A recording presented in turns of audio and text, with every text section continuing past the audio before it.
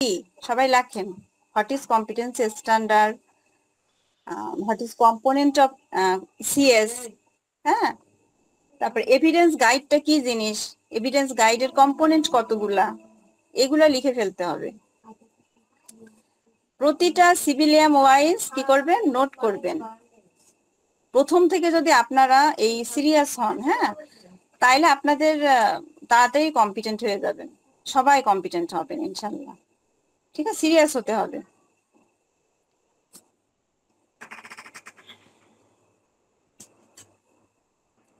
Ma'am evidence গাইডের পরে কি বললেন?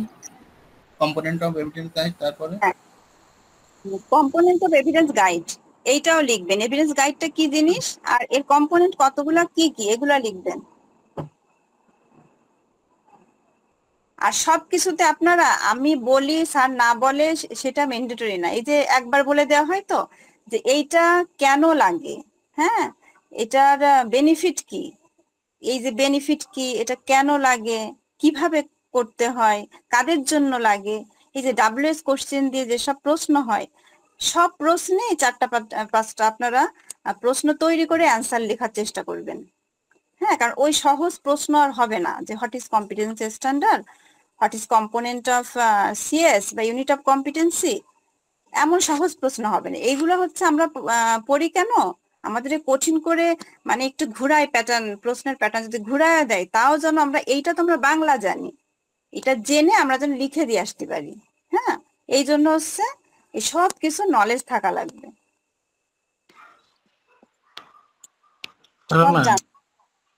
জি স্যার। আমি 2 মিনিট কথা বলে চলে যাই। 2 মিনিট। হ্যাঁ, আচ্ছা, আপনি যান, আমি নিশ্চিত স্যার, বলেন। আমাদের আজকের সেশন কোনটা ছিল? সিভিলিয়াম 1, তাই না? হ্যাঁ হ্যাঁ স্যার। আচ্ছা, ওয়ার্কিং এফেক্টিভলি উইদিন বাংলাদেশ টিবেট সেক্টর, এটা তো? হ্যাঁ জি স্যার। এখানে যে ব্যাপারটা হচ্ছে, হ্যাঁ, সিএস এর কম্পোনেন্ট পর্যন্ত আমরা গেছি। এখন বিষয়টা হচ্ছে সিএসটা কেন, কি কারণে, তাই না? এটা হয়তো আগে আলোচনা করেছেন, আমি আর একটু বলে দিই। সেটা হলো TVET.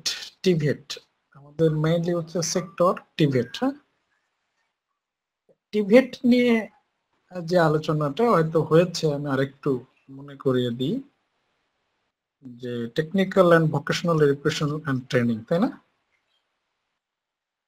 Technical vocational education training মানে এই যে সিএস পর্যন্ত আমরা আসলাম, কিভাবে আসলাম, সিএসটা আসলে কোথা থেকে আসলো।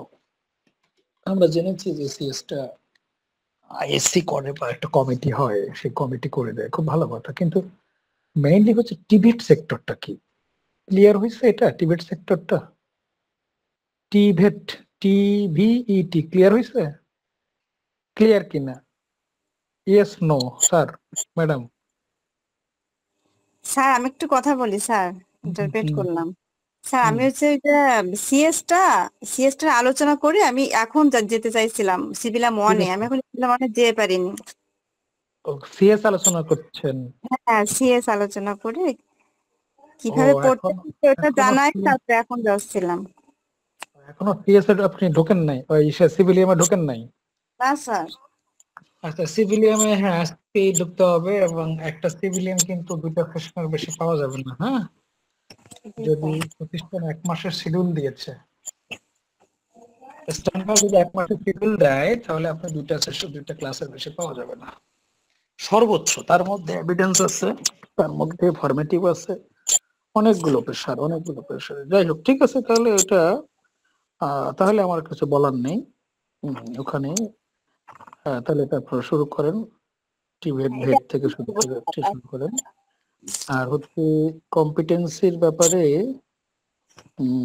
কম্পিটেন্সির টাইপ অফ কম্পিটেন্সি আসতে পারে। হ্যাঁ, টাইপ অফ কম্পিটেন্সি, এটাও যেমন কম্পিটেন্সি আমরা শুধু সিএস এর কম্পোনেন্ট গুলো আলোচনা করছি, বাট টাইপ যেটা টাইপ অফ কম্পিটেন্সি এবং ইউনিট অফ কম্পিটেন্সির কম্পোনেন্ট কোনগুলা, এই জিনিসগুলো ইদানিং একটু বেশি আসবে। ঠিক আছে, আমি মনে করছিলাম আপনি যেহেতু সিভিলিয়ামে সিএস আছে হয়তো সেখানে আলোচনা করছেন। ঠিক আছে, আমার কিছু বলার নেই এ পর্যন্তই। তো ঠিক আছে, কন্টিনিউ করেন, আমি বেরিয়ে যাচ্ছি। আচ্ছা স্যার। ওকে।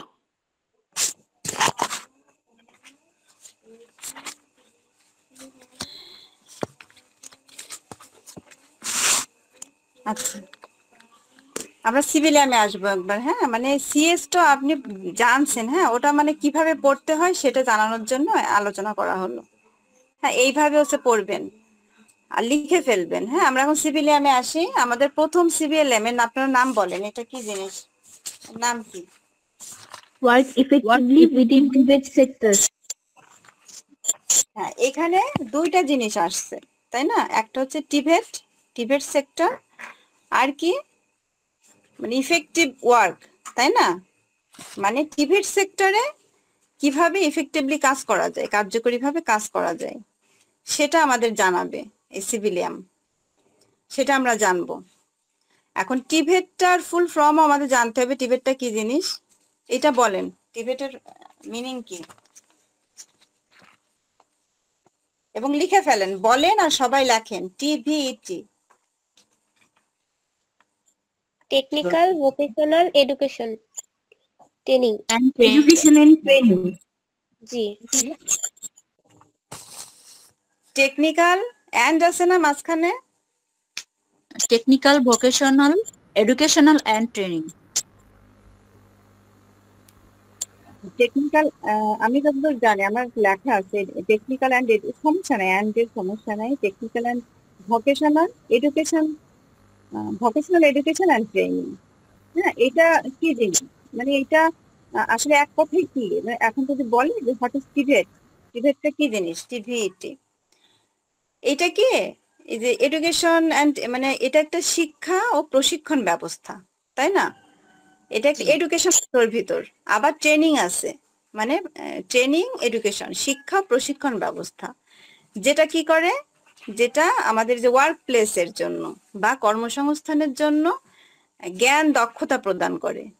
হ্যাঁ, মানে কর্মসংস্থানের জন্য আমরা কি জ্ঞান অ্যাপ্লাই করব, কি দক্ষতা প্রদান করতে হবে, এবং এমন একটি মনোভাব গড়ে তোলে, মানে আমাদের অ্যাটিটিউড গড়ে তোলে, যা কি করে আরো বেশি উৎপাদনশীলতা নিশ্চিত করে ওই ওয়ার্ক প্লেসের, ওই ইন্ডাস্ট্রির। হ্যাঁ, টিভেটটা এমন জিনিস। টিভেটটা কেন গুরুত্বপূর্ণ? এটা দক্ষ মানব সম্পদ তৈরিতে আসলে কারিগরি শিক্ষার কোনো বিকল্প নাই। হ্যাঁ, এজন্য টিভেটটা এত গুরুত্বপূর্ণ। এগুলো আমাদের জানতে হবে। হ্যাঁ, হোয়াই টিভেট ইম্পর্টেন্ট এটা লেখেন, যে what is TVET, why importance of TVET, TVET কেন গুরুত্বপূর্ণ, এইগুলোর অ্যান্সার করার চেষ্টা করবেন। হ্যাঁ, অ্যান্সার বের করার চেষ্টা করবেন। মানে টিভেটটা কেন গুরুত্বপূর্ণ, এই যে এত বেকার সংখ্যা দিন দিন বেড়েই যাচ্ছে, তাই না? এই যে কর্মসংস্থানের সুযোগ সৃষ্টি করে, উদ্যোক্তা তৈরি করে এই টিভেট সেক্টরের মাধ্যম দিয়ে। হ্যাঁ, তারপরে এই যে কারিগরি শিক্ষা, টেকনিক্যাল এডুকেশন কি করে, এটা কিন্তু বেকারত্বতে মুক্তিও দেয়। এই যে গুরুত্বপূর্ণ, এই সব কারণে টিভেটটা এত গুরুত্বপূর্ণ। এই যে আমাদের যে জনসংখ্যা, কত মানুষ আমরা, হ্যাঁ, সেই জনসংখ্যা কি করে, দক্ষ জনশক্তিতে পরিণত করে। ঠিক আছে, আমরা স্ক্রিন শেয়ার করি, বুঝছেন? তাইলে ওইটা আপনারা বুঝতে পারবেন, একটু ওয়েট করেন।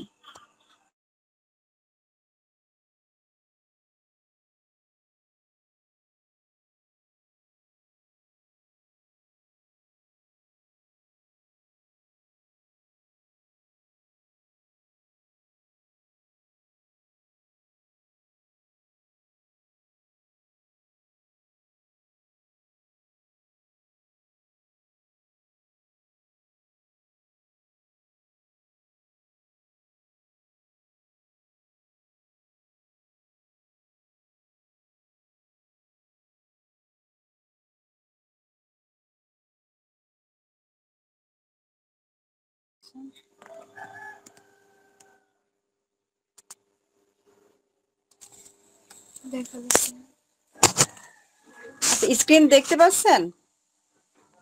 জি ম্যাডাম। হ্যাঁ, এই দেখেন, work effective within Bangladesh TVET sector. এই যে বাংলাদেশ টিভেট সেক্টরের মধ্যে কিভাবে কার্যকরীভাবে কাজ করা যায় সেইগুলো আমরা জানবো। আর টেবিল অফ কন্টেন্টস এটা দেখছেন? জি। হ্যাঁ, এইখানে সবাই একটু লেখেন যে সিবিএলএম এর মেজর পার্ট কয়টা, আমরা এখান থেকে শিখবো।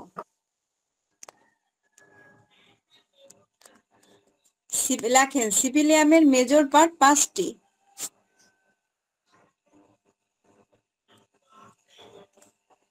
প্রথমটা কি? এই যে ইনফরমেশন, লেখেন ইনফরমেশন।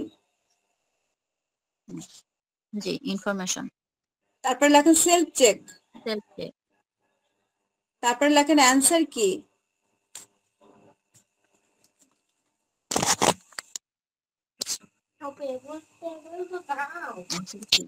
Job sheet.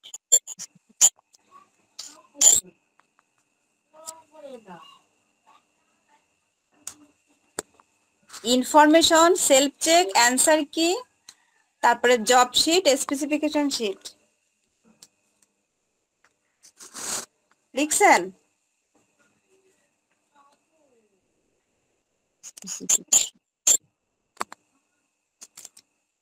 জি ম্যাডাম রাখো। আচ্ছা, এই 5টা হচ্ছে আমাদের কি? মেজর পার্ট সিবিএলএম এর। হ্যাঁ, সিভিলিয়াম এর মেজর পার্ট, এইটা ভোলা যাবে না। হ্যাঁ, আমরা কিন্তু সিভিলিয়াম অন করতেছি, কিন্তু আরো অনেক প্রশ্ন আমাদের হয়ে যাচ্ছে। হ্যাঁ ম্যাডাম ম্যাডাম এখানে পার্টের একটু ডেফিনেশনটা বলছিলাম। এই যে ইনফরমেশন শিটটা হচ্ছে এখানে যা যা থাকবে সেটা সম্পর্কে ইনফরমেশন। আর সেলফ চেক হচ্ছে যে আমরা যেটা নিজে নিজে পরীক্ষা দেব, এটা অ্যান্সারটা নিজে নিজেই উত্তর দিব।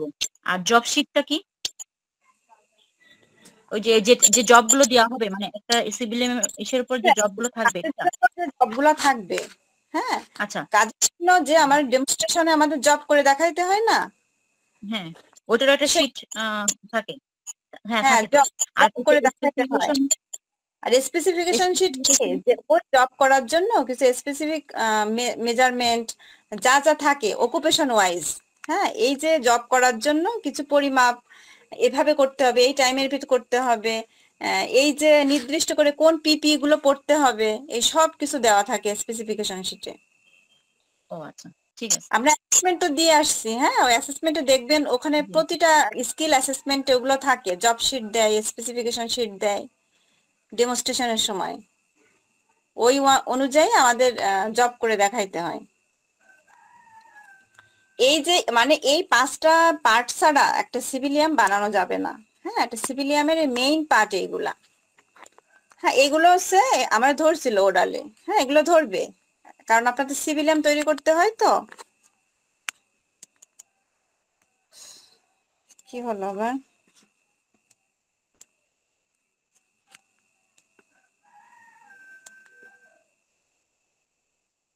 আচ্ছা, তারপরে দেখেন তারপরের পেজে এই যে কি আছে, ওভারভিউ, যেটা লার্নিং আউটকাম। দেখছেন লার্নিং আউটকাম? জি ম্যাডাম। হ্যাঁ, লার্নিং আউটকামটা কি জিনিস সেটা আমরা বুঝবো। হ্যাঁ, শোনেন, শুধু সিভিলিয়াম পড়াই যাব, হ্যাঁ, ওরকমও করা যাবে না। সিভিলিয়ামের প্রতিটা টপিকস বুঝে আমরা আগাবো। হ্যাঁ, এই যে লার্নিং আউটকাম কিন্তু প্রচুর ইম্পর্টেন্ট। এটা আপনাদের এভিডেন্স করতে গেলে লাগবে, এবং এভিডেন্স যে করলেন সেটা আপনার লার্নিং আউটকামটা ঠিক হয়েছে নাকি সেটাও অ্যাসেসর ধরবে আপনাকে। হ্যাঁ, আপনি যে লার্নিং আউটকামটা লিখলেন এটা আমাকে বুঝাই দেন। এবং লার্নিং আউটকাম লিখতে কিছু শর্ত দেয় থাকে, কিছু নিয়ম থাকে, সেইগুলো আমি লার্নিং আউটকামে অ্যাপ্লাই করেছি কিনা সেটাও আমাকে দেখাই দিয়ে আসতে হয়। এই জন্য লার্নিং আউটকামটা ইম্পর্টেন্ট টপিকস, এটা নিয়ে একটু লেখেন। লার্নিং আউটকাম এটা হচ্ছে শেখার ফলাফল। হ্যাঁ, আউটকাম মানে হচ্ছে ফলাফল বলেন, এটার কি আমার ফল হলো, এটা শিখে আমি কি পেলাম, সেটা আউটকাম। মানে এই সিভিলিয়ামটা পড়ে আমি কি শিখতে পারবো, কি জানতে পারবো, কি অ্যাচিভ করতে পারবো, সেটাই হচ্ছে লার্নিং আউটকাম। হ্যাঁ, এখানে দেখেন আছে, after the session you will be able to, এই যে 4টা কন্টেন্ট আছে, যে ওয়ার্ক উইদিন দ্য টিবেট পলিসি ফ্রেমওয়ার্ক। হ্যাঁ, আমরা এই সিভিলিয়াম ওয়ার্ক ইফেক্টিভলি উইদিন বাংলাদেশ টিবেট সেক্টর, এই সিভিলিয়ামটাতে আমরা জানতে পারবো এই টিবেট পলিসি ফ্রেমওয়ার্ক সম্পর্কে। তারপরে work within the training and assessment organisation quality framework, মানে এই যে প্রশিক্ষণ আর অ্যাসেসমেন্ট অর্গানাইজেশনের কোয়ালিটি যে ফ্রেমওয়ার্ক সঙ্গে কিভাবে কাজ করতে হয় সেটা শিখতে পারবো। Manage work and work relationship and demonstrate a client focused approach. হ্যাঁ, মানে আমি যে ওয়ার্ক প্লেসে কাজ করি, আমি যে একজন ট্রেনার, হ্যাঁ, সেখানে আমার কলিগদের সঙ্গে আমার রিলেশনশিপটা কেমন হবে, হ্যাঁ, তাই সে আমার যে ক্লায়েন্টরা আসবে তাদের সঙ্গে আমি কিভাবে ফোকাস করব, তার সেই পদ্ধতিটা কি হবে, হ্যাঁ, সেইটা আমরা জানতে পারবো। আর কোনটা assist learner to develop a strategy to address their needs and interest. এই যে লার্নাররা যে আসবে আমার প্রতিষ্ঠানে, সেখানে তাদের সঙ্গে এমন ভাবে কথা বলতে হবে, এমন কৌশলে কথা বলতে হবে তারা যেন আকৃষ্ট হয়ে আসে, এখানে ভর্তি হয়, আমার কাছে আসে, ইন্টারেস্ট, তাদের আগ্রহটা যেন বেড়ে যায় এটা শেখার জন্য। হ্যাঁ, সেটা কিভাবে পারবো আমরা করতে, সেটা শিখতে পারবো। হ্যাঁ, এই হচ্ছে learning outcome. Are learning outcome হতে গেলে অবশ্যই 3টা কম্পোনেন্ট লাগে, 3টা ক্রাইটেরিয়া লাগে। হ্যাঁ, এইটা লেখেন, লার্নিং আউটকামের কম্পোনেন্ট হচ্ছে 3টা। এই অংশ ছাড়া লার্নিং আউটকাম সাজানো যায় না। 3টা কম্পোনেন্ট কি কেউ জানি আমরা? Performance, standard and condition.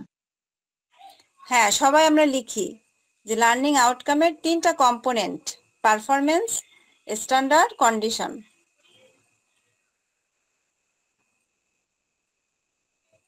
লিখেছেন?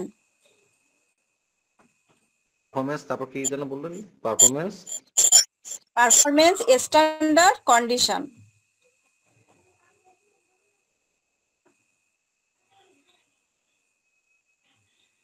জি ম্যাডাম হয়ে গেছে। হ্যাঁ, এবার লেখেন। আর ক্রাইটেরিয়াও 3টা, ক্রাইটেরিয়া 3টা।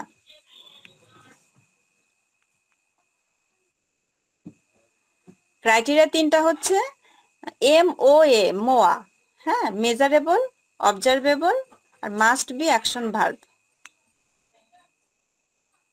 সবাই লিখতেছেন নাকি বোরিং লাগছে? বলেন তো, একটু কথা বলেন। না না, লিখছি না। লিখছি।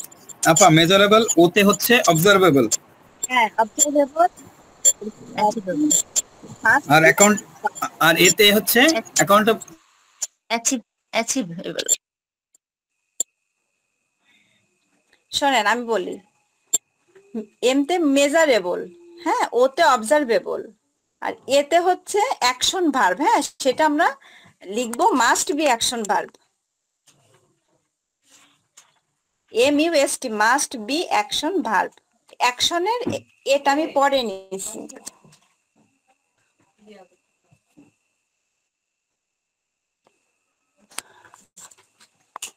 ঠিক আছে, এটা লেখা হয়েছে ক্রাইটেরিয়া 3টা।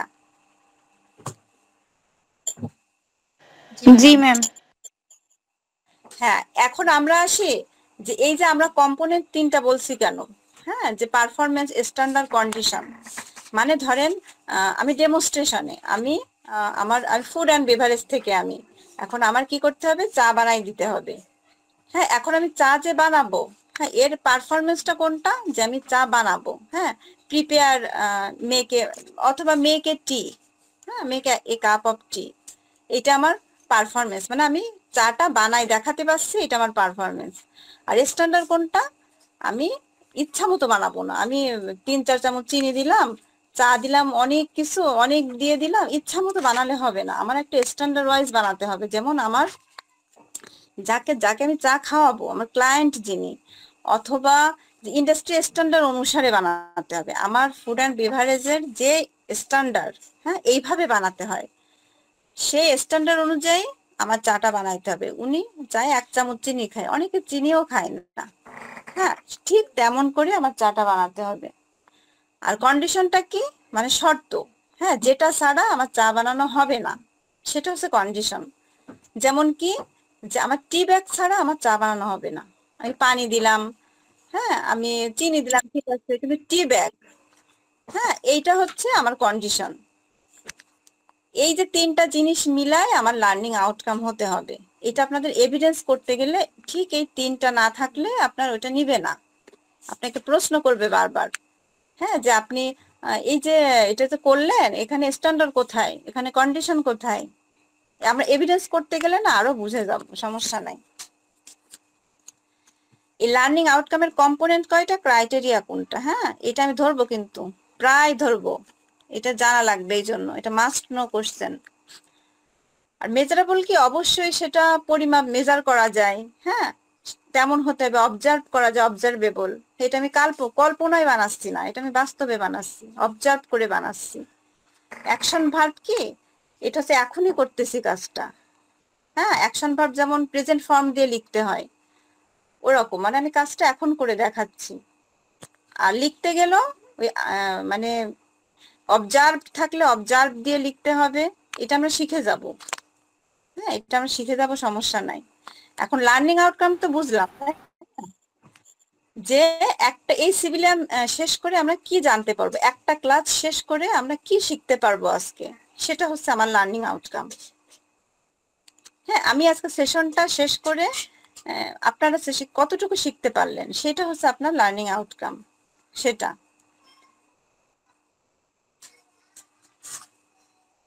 এরপরে দেখেন ইনফরমেশন 1 যেটা আছে, work within Tibet policy framework. হ্যাঁ এখান থেকে আপনারা কি পড়বেন, এই যে রিফর্ম টিবেট সিস্টেম, এটা কি জিনিস, হ্যাঁ এইটার 3-4টা পয়েন্ট আছে না, এগুলো মুখস্থ করবেন। মানে রিফর্ম মানে কি, সংশোধিত, তাই না, যে টিবেট সিস্টেমটাকে সংশোধন, আগে একরকম ট্র্যাডিশনাল টিবেট সিস্টেম ছিল, সেইটাকে মানে ওটার দিকে গভর্নমেন্টের কোনো খেয়ালই ছিল না, হ্যাঁ এই টিবেটটা মানে অন্যান্য দেশের তুলনায় আমাদের দেশের, বাংলাদেশের টিবেট এই সিস্টেমটা একেবারে মানে না দেখার মতো। সেইটাকে কি করছে, সেইখানে অন্যান্য দেশের মতো করার চেষ্টা করছে গভর্নমেন্ট, নজর দিল না এটাকে আমাদের রিফর্ম করতে হবে, তাইলে আমাদের এই যে বেকারত্ব দূর হবে, অনেক উন্নতি হবে, ডেভেলপ হবে আমাদের মানুষের, দেশের। সেই চিন্তা থেকে টিভেট সিস্টেমটাকে রিফর্ম করছে, অনেক কিছু অ্যাড করছে, হ্যাঁ যেমন এই যে টিভেট লেজিসলেশন, আইনগুলোকে মডিফাইড করছে, হ্যাঁ এর জন্য কি করছে, অনেকগুলো বিষয় এজেন্ডা ইনক্লুড করছে, এজেন্ডা মানে বিষয়সূচি, হ্যাঁ সেগুলো কি, এই যে টিভেট লেজিসলেশন মডিফাইড করছে, টিভেট আইন কানুনগুলা। এই যে এনএসডিপি, ন্যাশনাল স্কিল ডেভেলপমেন্ট পলিসি, এইটা ঢুকাইছে। এই যে national technical and vocational qualification framework, হ্যাঁ এইটা অ্যাড করছে। মানে এটা অ্যাড করছে কেন, যাতে এক ফ্রেমওয়ার্ক, যেমন ফ্রেম মানে কি, একটা আমাদের ফ্যামিলির ছবি একটা ফ্রেমে থাকে, তাই না, সবকিছু এক জায়গায় থাকে, তেমন যে এই টেকনিক্যাল আর ভোকেশনাল কোয়ালিফিকেশনের একটা ফ্রেমওয়ার্ক করছে, কোন লেভেলটা করলে তার জন্য মানে তার জবটা কি হবে, সেই স্কিলড ওয়ার্কার হবে কোন লেভেলে, হ্যাঁ বেসিক স্কিলড ওয়ার্কার হবে কোন লেভেল করলে, এইগুলো একটা ফ্রেমওয়ার্কের ভিতরে আনছে সুবিধার জন্য, যাতে আমরা নেটে সার্চ দিয়েও দেখে বুঝতে পারি যে এই লেভেলের জন্য এইটা করতে হবে, হ্যাঁ সেটাই। আর বাংলাদেশ টিভেট কিউএ সিস্টেমটা আনছে, এই যে টিভেট ডেটা সিস্টেমটা আরো উন্নত করছে, ডেটার তো গুরুত্বই অনেক, তাই না। এই যে RPL, recognition of prior learning, এইটা আনছে, যাতে অনেক মানুষ আছে আমরা কাজ জানি কিন্তু আমাদের সার্টিফিকেট নাই, তাদের একটা প্ল্যাটফর্মে আনছে রিফর্ম করে টিবেট সিস্টেমের। এগুলো আপনারা 4-5টা পড়বেন, সহজ গুলো দেখবেন। তারপরে দেখেন ন্যাশনাল স্কিল ডেভেলপমেন্ট পলিসি, হ্যাঁ এই পলিসিটা কি জিনিস, একটা পলিসি করে ডেভেলপমেন্ট করার জন্য, হ্যাঁ দক্ষতা ডেভেলপ করার জন্য। সেই পলিসির এই দেখেন ইস্যুগুলা দেখছেন, এই যে পেজে আছে, the policy addresses A number of issues, এটাই দেখান, হ্যাঁ এই ইস্যুস ইনক্লুডিং কোনগুলা আছে, এই পলিসির বিষয় কোনগুলা, এই যে demand provision of demand driven, হ্যাঁ flexible and responsive training provision, এই 4-5টা পড়ে রাখবেন। এমন আসতে পারে যে এই যে নাম্বার অফ ইস্যু, এনএসডিপির ইস্যু কোনগুলা, এখান থেকে কয়টা লিখে দিবেন, ঠিক আছে, সবাই বুঝতেছেন কথা। জি ম্যাডাম বোঝা যাচ্ছে। তারপরে দেখেন এই মেইন ফিচার্সে টিক দেন, এটা ভেরি ভেরি ইম্পর্টেন্ট দেন। আর স্যার এখানে বলছে না, এই যে লেখা আছে একটা ইস্টাবলিশ আইএসসি 5 সেক্টরস, হ্যাঁ এইটা একটু দেখান। Agro food processing, transport equipment, এইটা দেখান। আর যে মেইন ফিচার্স, এটা ভেরি ভেরি ইম্পর্টেন্ট। এনএসডিপির প্রধান বৈশিষ্ট্য কোনগুলা? এই যে সিবিটিএনটি, এনপিকিউএফ, কিউএস, হ্যাঁ, আরপিএল, এইগুলো আপনারা মুখস্থ করে ফেলবেন। আর তারপরে এই যে ফ্রেমওয়ার্কটা এনটিপিকিউ, স্যার তো এটা বললো, এটা দরকার নাই, হ্যাঁ, এটা বিটেপ থেকে ছিল, সেটাই উঠাই দিছে, এটা চেঞ্জ করে। এখন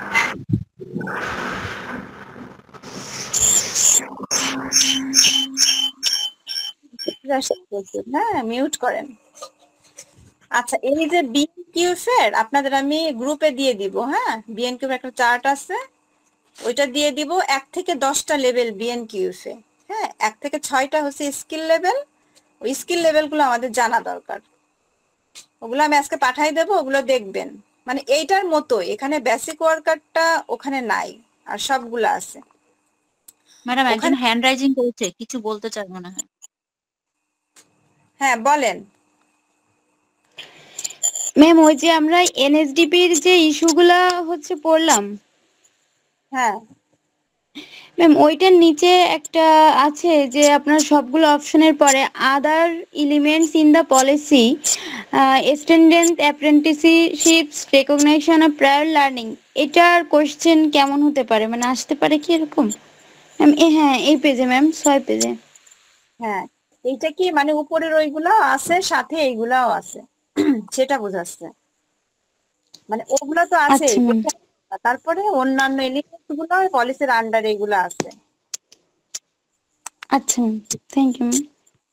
ইস্যু এগুলা আর মেইন ফিচার্স এইগুলা, হ্যাঁ। আর এনটিপিকিউএফ যেহেতু আমাদের সিভিলিয়ামে আছে, হ্যাঁ, আমরা একটু ধারণা নিই। এনটিপিকিউএফটা হচ্ছে national technical and vocational qualifications framework. এটার মানে মোটামুটি 1 থেকে 6টি স্কিল লেভেল আছে, এবং সাথে অতিরিক্ত 2টা প্রিভক 1 আর প্রিভক 2 আছে। এটা দরিদ্র পিছিয়ে পড়া জনগোষ্ঠীর জন্য এই প্রিভক 1 আর 2টা রেখেছেন, হ্যাঁ। এই প্রিভক 1, 2 এদেরকে লেভেল 1-এ আনার জন্য মানে এই জনগোষ্ঠীকে এই প্রিভক 1 আর 2টা রেখেছেন। এটুকু বুঝছি আমরা, বুঝতে পারছি না, বলেন। জি ম্যাম। হ্যাঁ, মানে 1 থেকে 6, কিন্তু অতিরিক্ত 2টা রাখছে কি জন্য? এই যে দরিদ্র পিছিয়ে পড়া জনগোষ্ঠীকে লেভেল 1-এ আনার জন্য, হ্যাঁ, তারাও আসুক, তারা ইনক্লুড হোক আমাদের ফ্রেমওয়ার্কের ভিতর, হ্যাঁ, এই ডেভেলপের জন্য। তারপরে যে সেলফ চেক আছে, এই সেলফ চেক একটা কিসের অংশ বলেন? সেলফ চেক অ্যান্সার কি? সিবিএলএম এর। সিভিলিয়ামের মেইন পার্ট, মেজর পার্ট 5টা। এই 5টা আপনাদের এভিডেন্স করতে হবে, সিভিলিয়াম বানাইতে হবে। তখন এই 5টা এই মেইন পার্ট দিয়ে সিভিলিয়াম তৈরি করতে হবে এভিডেন্স। এজন্য উনি প্রশ্ন করবে, আপনি যে সিভিলিয়াম বানাইলেন, তো সিভিলিয়ামের মেজর পার্ট কতগুলা, ওই জন্য আমাদের জানতে হবে। যে অ্যান্সার কি দেখে দেখে এগুলো পড়ে ফেলবেন। এতগুলা দিছে না ওরা, এত দেওয়ার দরকার নাই। 5টা ভালো করে পড়বেন আর সব একটু নলেজ রাখবেন। ধরেন একটা দিয়ে দিল যে access for under privileged groups, হ্যাঁ, অপশন দিল কি যে এটা কি এনএসডিপি নাকি এনটিভিকিউএফ নাকি হচ্ছে আরপিএল, এরকম। এখন আমার সবগুলো যদি আমার জানা থাকে তাহলে আমি লিখে দিয়ে আসতে পারবো এনএসডিপি। সবই একটু চোখের সামনে একটু চোখ বুলাই যাইতে হয়, হয়ে যায় সেদিন। এবার ইনফরমেশন 2-তে আসেন। হ্যাঁ, আমার আবার কি দেরি লেগে যায়, হ্যাঁ, তাড়াতাড়ি করে যেতে পারি না, মানে সব বুঝাইতে হবে না, সময় বেশি লেগে যায়। আপনারা কি বোরিং হয়ে যাচ্ছেন তাই বলেন? না ম্যাডাম। মানে সব বুঝাইতে হবে তো, তাড়াতাড়ি করে আর একটু ফাস্ট হইতে হবে। আচ্ছা, এই যে work within organisation quality framework, হ্যাঁ, এর ভিতর কি কি আছে? কোয়ালিটি ফ্রেমওয়ার্কের মধ্যে কম্পিটেন্সি আছে, হ্যাঁ, কম্পিটেন্সি কি জিনিস সেটা আমরা জানবো। কম্পিটেন্সি টাইপস কোনগুলা, হ্যাঁ, আবার ইউনিট অফ কম্পিটেন্সির কম্পোনেন্ট তো ওই যে ইউনিট কোড, টাইটেল। আর এই কম্পিটেন্সি টাইপ হচ্ছে যে নলেজ, স্কিলস, অ্যাটিটিউড, তাই না? এইগুলো জানবো। আবার আরেকটা মনে রাখবেন, classification of unit of competency যদি আসে, ইউনিট অফ কম্পিটেন্সি শ্রেণী বিভাগ, তাহলে কিন্তু সেটা হবে generic competencies, sector specific competencies আর অকুপেশনাল স্পেসিফিক কম্পিটেন্সিস। দেখেন একটা কম্পিটেন্সি নিয়ে কত রকমের প্রশ্ন হয়। হ্যাঁ, ম্যাম আপনাদের ম্যাম প্লিজ ওই যে লাস্টে যেটা বললেন তিনটা যেটা সেক্টর স্পেসিফিক কোশ্চেনটা যেন কি প্লিজ?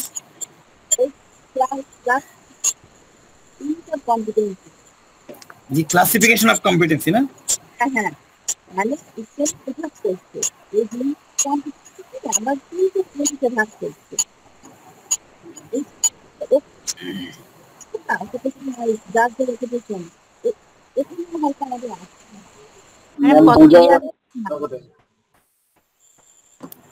ম্যাম আমরা আপনার কথা ক্লিয়ারলি শুনতে পাচ্ছি না।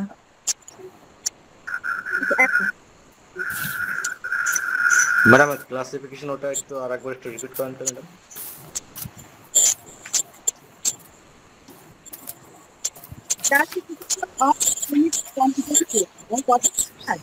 ম্যাডাম কথা কেটে কেটে ম্যাডাম কথা প্রচুর আপনার।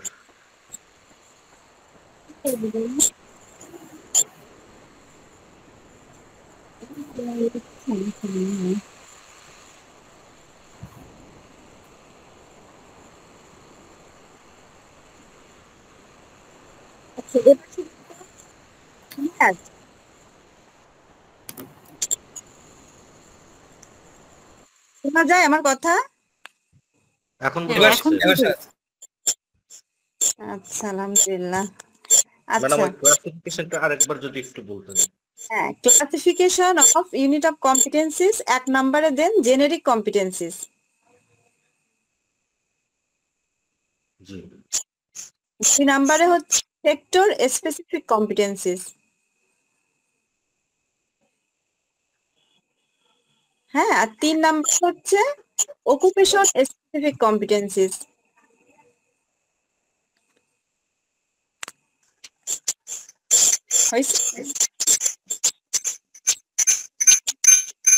মানে থেকে আমাদের সিস্টেম গুলো আছে না, ওগুলো ওরা ভাগ করে, জেনেরিকের আওতায় নেয় কয়টা, সেক্টর স্পেসিফিক আবার অকুপেশন স্পেসিফিক। আপনাদের যে অকুপেশন সিভিলিয়াম আছে না, ওটাই দেখবেন, ওটা সুন্দর করে দেওয়া আছে ক্লাসিফিকেশন অফ কম্পিটেন্সিস। তাইলে আমরা কম্পিটেন্সিস নিয়ে কতগুলো পড়লাম দেখেন। কম্পিটেন্সিস টাইপস লেখেন এবার। কম্পিটেন্সি টাইপস কোনগুলা বলেন? Knowledge skill attitude knowledge attitude আর কম্পিটেন্সি, এই টাইপস আমরা জানলাম। আর কম্পিটেন্সির ইউনিট অফ কম্পিটেন্সির কম্পোনেন্ট কোনগুলা বলেন তো? ইউনিট কোড, টাইটেল, হ্যাঁ, nominal, elements of performance criteria. এইগুলো মাথায় রাখবেন। নয়টা হ্যাঁ, আবার এভিডেন্স কম্পোনেন্ট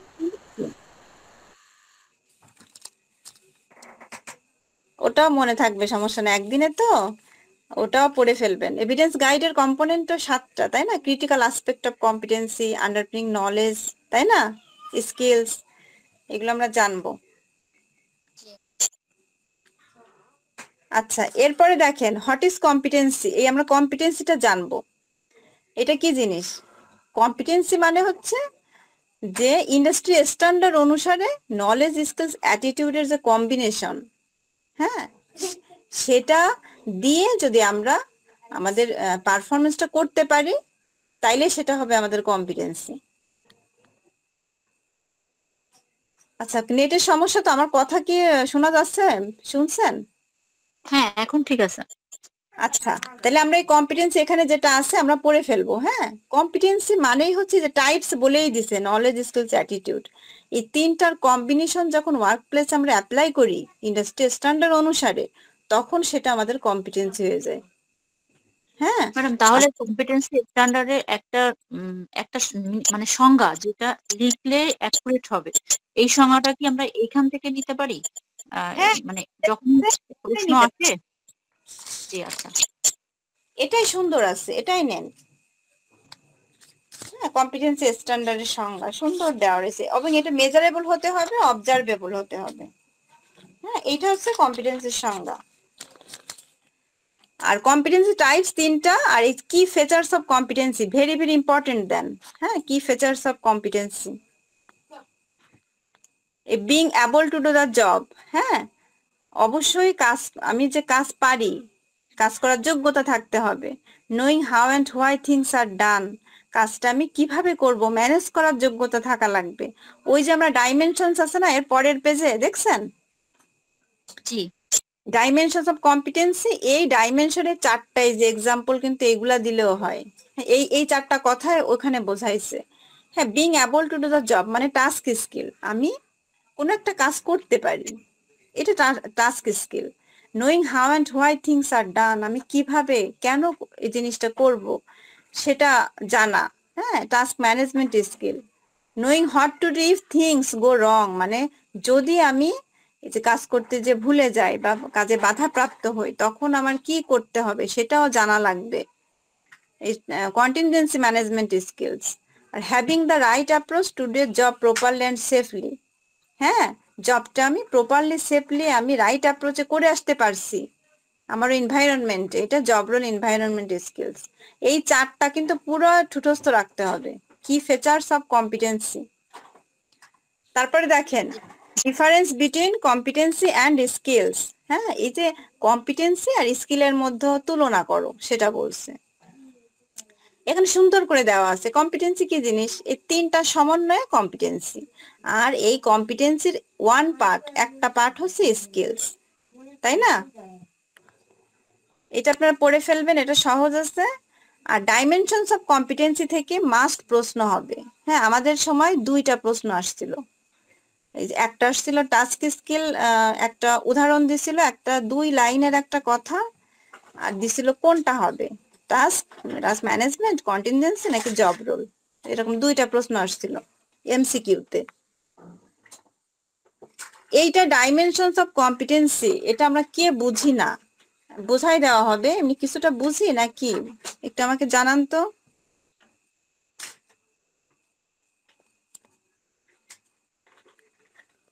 জি ম্যাডাম, বোঝা যাচ্ছে।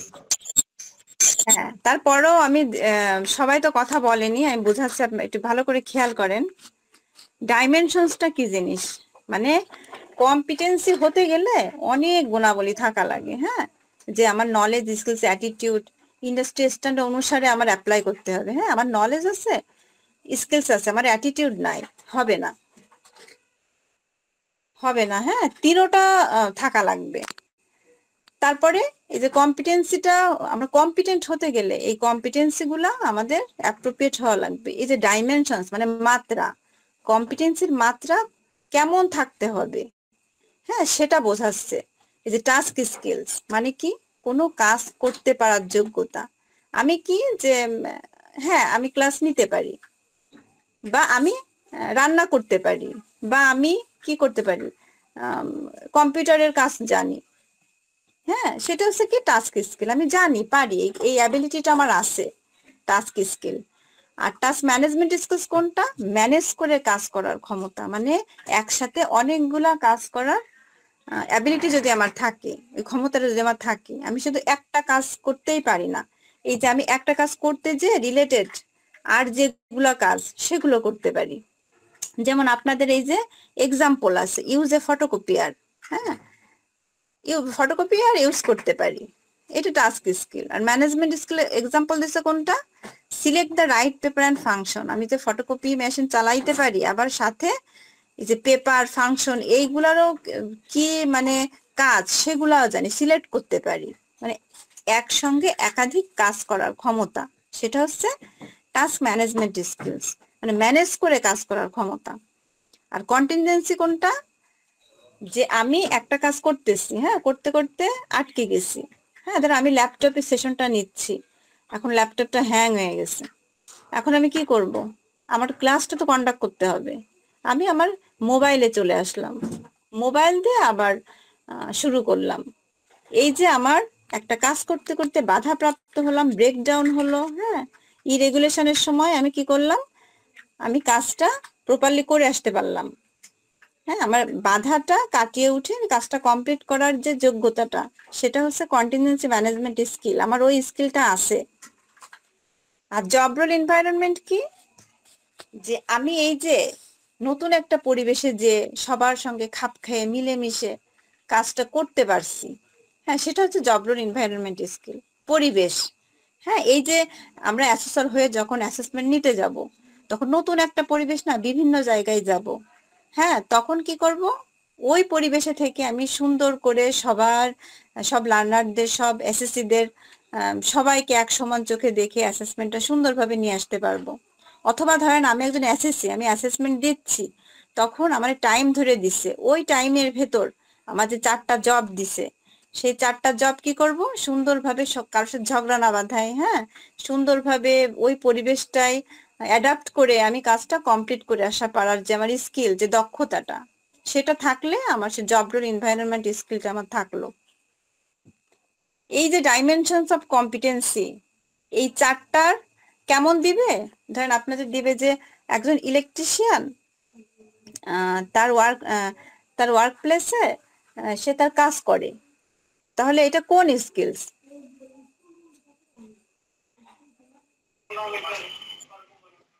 Task management, task system.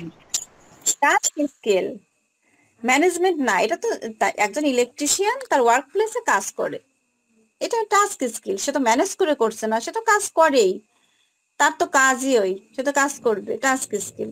আর ম্যানেজমেন্ট কখন হতো, আমি যদি বলতাম একজন ইলেকট্রিশিয়ান কি করে, তার টুলস ইকুইপমেন্ট নিয়ে এই যে একটা কারেন্টের বোর্ড ঠিক করে ফেললো, এই যে সে টুলস ইকুইপমেন্ট এগুলো নিয়ে টিয়ে তার স্ক্রু ড্রাইভার, টেস্টার সবকিছু নিয়ে কাজটা করলো, হ্যাঁ তখন হচ্ছে ম্যানেজমেন্ট স্কিল।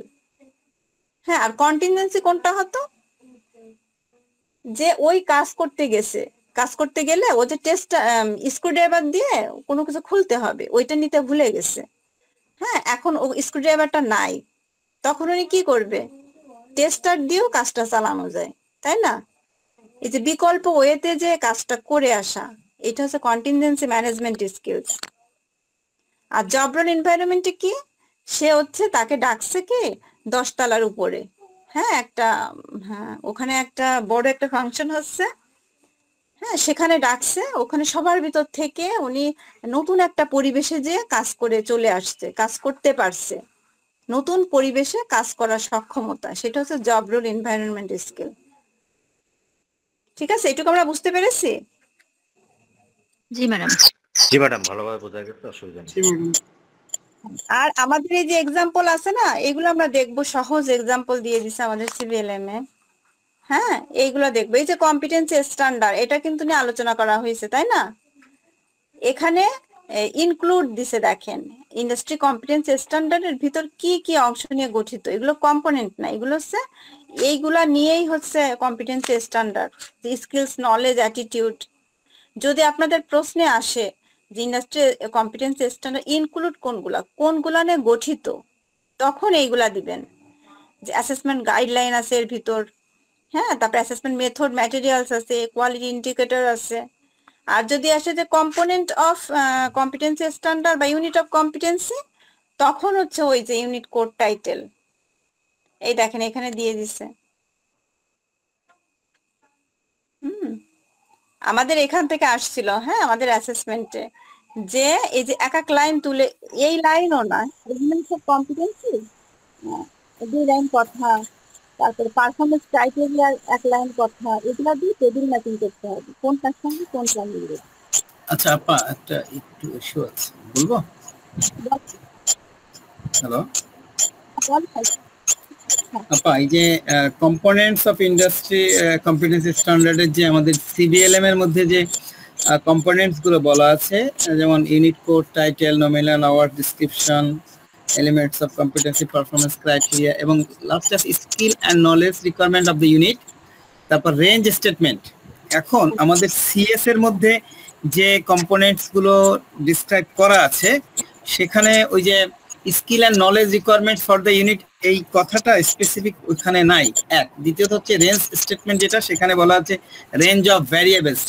আসলে কি range of variables and range statement কি সেম মিনিং করে? হ্যাঁ সেম জিনিস। আর যে যেখানে হচ্ছে skill and knowledge requirement for the unit, এই পার্টটা এটা কোথায় সিএস এর সাথে তো আমরা ওই সিএস যেটা আমরা ডাউনলোড করেছি সেখানে মিলছে না, মানে ওইটা আমার একটু কনফিউশন রয়েছে এটা। আচ্ছা ঠিক আছে, বুঝতে পারছি। ওকে, থ্যাংক ইউ। যদি লেখেন তাও কাটবে না, আর এইটা যদি লেখেন তাও কাটবে না। এখন আমাদের সিভিলিএম এ যেহেতু skills and knowledge requirement for the unit আছে, আমরা এটাই লিখবো। হ্যাঁ, এটাই লিখি আমরা, ঠিক আছে, এটাই লিখি, যেহেতু আমাদের সিভিলিএম এ আছে, আমরা সব আমাদের জানা থাকলো। হ্যাঁ, রেঞ্জ স্টেটমেন্ট আর রেঞ্জ ভেরিয়েবল, এই দুটোর একটা দিলে, যে কোন দুইটার একটা দিলে হবে, এটা কাটবে না। আর আপনাদের তো এমন করে আসবে না। হ্যাঁ, আপনাদের কেমন আসবে, এই যে এলিমেন্টস অফ কম্পিটেন্সি বলতে কি বোঝেন সেটা আসবে। পারফরমেন্স ক্রাইটেরিয়া, অ্যাসেসমেন্ট ক্রাইটেরিয়ার মধ্যে ডিফারেন্স বিটুইন, এটা কি জিনিস বুঝাই বলেন, এমন আসবে। হ্যাঁ, কিন্তু আমরা তো বুঝতে হবে, তাই না? Skills and knowledge requirement for the unit, এইটা আমাদের সিভিলিএম এ আছে, আমরা এটাই দিব। আমিও এটা পড়েই গেছিলাম, সিএস ওইটা শিখছিলাম, সিভিলিএম এ এসে এইটা শিখছিলাম, স্যারও এটা বলছিল। ঠিক আছে,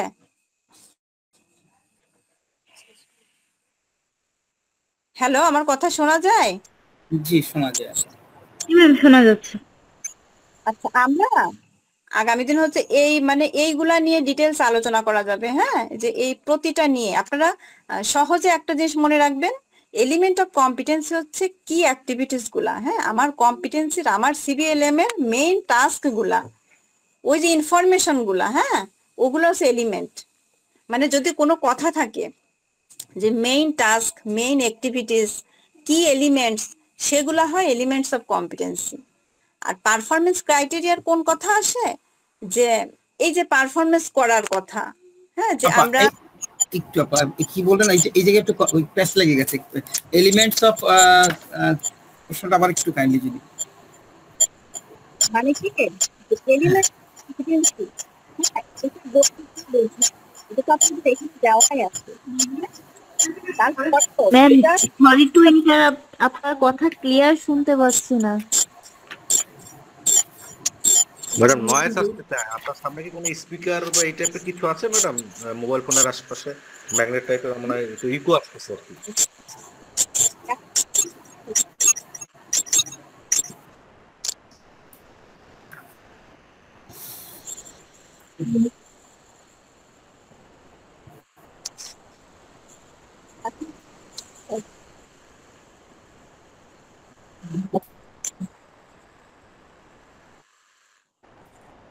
নয় যাচ্ছে না। হ্যালো ম্যাডাম, কথা আসছে না। ম্যাম কথা ক্লিয়ার না।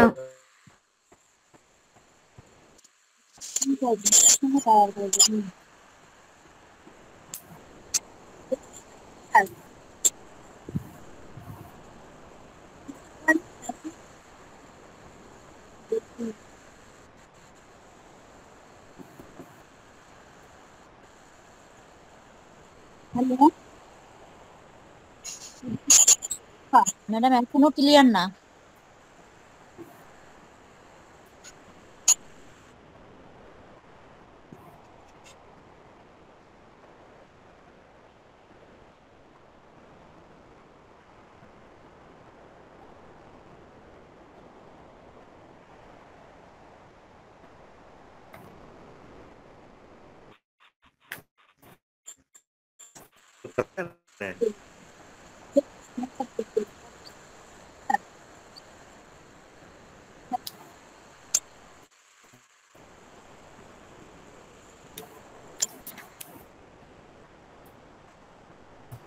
আচ্ছা, আমিনুল স্যার একটু কাইন্ডলি করে দেখবেন নাকি, মিউট করে ঠিক হয় কিনা। এবার দেখেন ম্যাডাম কই।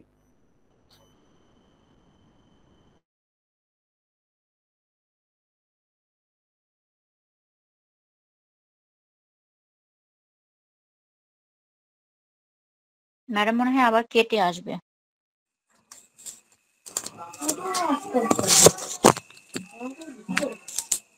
আমার মনে হয় ম্যাডাম যখন কথা বলবেন আপনারা একটু কাইন্ডলি আপনাদের এটা মিউট করে রাখলে আমার মনে হয় একটু ভালো হয় আর কি। শুধুমাত্র যখন কথা বলতে চান ওই সময়টা একটু আনমিউট করলে ভালো হয়। আচ্ছা এইবার বলেন, কথা কি বোঝা যায় এবার? জি ম্যাডাম, ম্যাম বোঝা শোনা যাচ্ছে। হ্যাঁ এখন বোঝা যাচ্ছে। আচ্ছা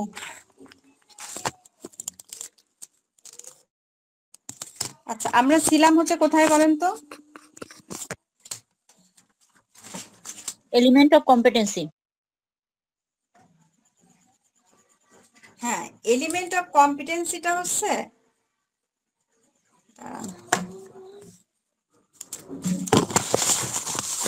মানে আমরা সিএস এ দেখছি না যে এলিমেন্টস অফ কম্পিটেন্সের মধ্যে কি থাকে, যে মেইন টাস্ক গুলা থাকে না, কি অ্যাক্টিভিটিস যেগুলা।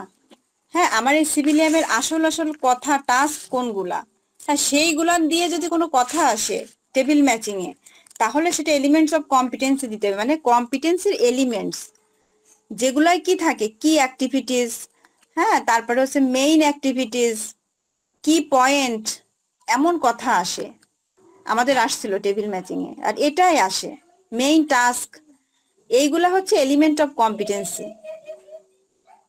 হ্যাঁ দেখেন এখানে আছে, element of competency or simple elements refer to any of the basic components of unit of competency. যার যেটা কি করে, ডিসক্রাইব করে কি activities or element of the work covered by the unit. দেখছেন? হ্যাঁ, এই যে কি অ্যাক্টিভিটিস, তারপরে মেইন ফিচার্স, কি এলিমেন্টস, এইগুলা এলিমেন্টস অফ কম্পিটেন্সি দিতে হবে টেবিল ম্যাচিং এ, সেটা বলেছি আমি।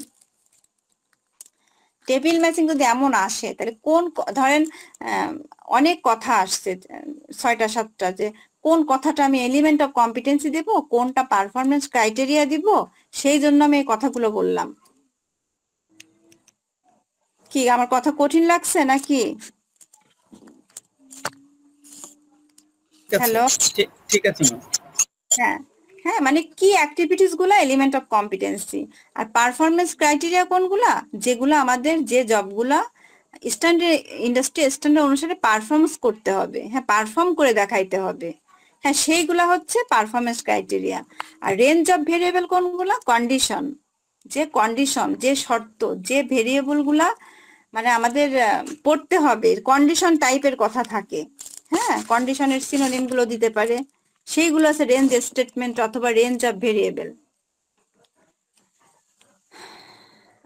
আর এইগুলো তো আমরা জানি, এভিডেন্স গাইডার এই যে কয়টা পয়েন্ট আছে এগুলো পড়বেন।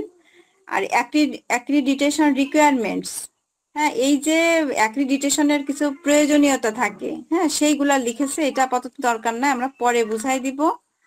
আর এরপরে দেখেন এইগুলার এই যে একটা দিয়ে দিচ্ছে ইউনিট অফ কম্পিটেন্সি,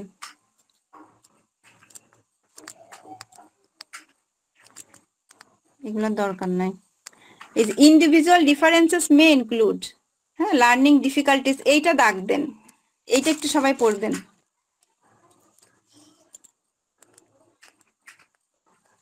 এর জেন্ডার, এই যে রিলিজিয়াস প্র্যাকটিস। আর আরেকটা এইটা দাগ দেন, ক্লায়েন্টস উইথ পার্টিকুলার নিডস। হ্যাঁ, যে এই যে পার্টিকুলার নিড প্রয়োজন হয় কোন ক্লায়েন্টদের, সেই ক্লায়েন্টরা কারা, হ্যাঁ সেটা হচ্ছে এখানে আছে। ওমেন হয় আর আন্ডার রিপ্রেজেন্টেড, হ্যাঁ যে নারীরা মানে পিছিয়ে আছে, আন্ডার রিপ্রেজেন্টেড। হ্যাঁ, তারপরে যেখানে মানে নারীদের বৈষম্য করা হয়, নারীদের ছোট করা হয়, সেটা বোঝাচ্ছে। রুরাল অ্যান্ড রিমোট লার্নার্স, মানে দূরের যে লার্নাররা আসে দূর থেকে, গ্রাম্য দূরবর্তী যে লার্নাররা আসে তাদের পার্টিকুলার নিড। তারপরে পিপল ডিসএবিলিটিস, হ্যাঁ হ্যাঁ যে মানে কি বোঝায়, যে এই যে যৌবনের যে একটা ঝুঁকি, যে ছেলেদের মাথায় অনেক প্রেশার, যে ইনকাম করতে হবে, হ্যাঁ আমার এইটা শিখতে হবে, কিন্তু ফ্যামিলির সাপোর্ট পাচ্ছি না, হ্যাঁ তখন কি করণীয় তাদের, তাদের জন্য পার্টিকুলার নিডস, ওদের মানে ওই গ্রুপ ওদের ভিতর পড়ে, ইউথের ডিক্স যে গ্রুপ, মানে ওই সব যুবকদের এই গ্রুপের ভিতর আনা হয়, তাদেরও মানে ফ্যাসিলিটি দেওয়া হয়, অনেক মানে হেল্প করা হয়, সেটা বোঝাচ্ছে পার্টিকুলার নিডস উইথ ক্লায়েন্ট। এইগুলো একটা মুখস্থ করবেন, ক্লায়েন্ট উইথ পার্টিকুলার নিডস এর আওতাধীন কারা, এই যে এই কয়টা, এটা কিন্তু খুব ইম্পর্টেন্ট। হ্যাঁ, এটা নিয়ে প্রশ্ন আসে